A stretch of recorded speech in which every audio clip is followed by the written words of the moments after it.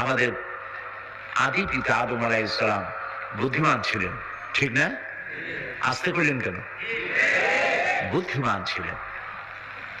মাফ করে দেওয়া এক জিনিস, একজন একটা অন্যায় করছে, মাফ চাইলো, মাফ করে দিলেন, কিন্তু আপনি তার প্রতি আর আগের মতো ভালোবাসা করলেন না। এটা তো হইতেই পারে, বেটা বারবার মাফ চাইতে, যা মাফ করে দিলাম, কিন্তু মনের মধ্যে তার প্রতি আর মহব্বত রইল না, হতে পারে এমন।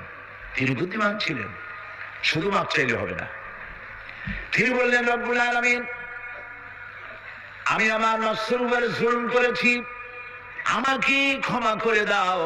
আর ওয়াতারহামনা, আমাকে যদি ক্ষমা না করো আর করুণা না করো, তার মানে হলো ক্ষমাও করতে হবে, আর আগে যেমন স্নেহ করেছিল, রহম করেছিল, তেমন রহমও করা লাগবে।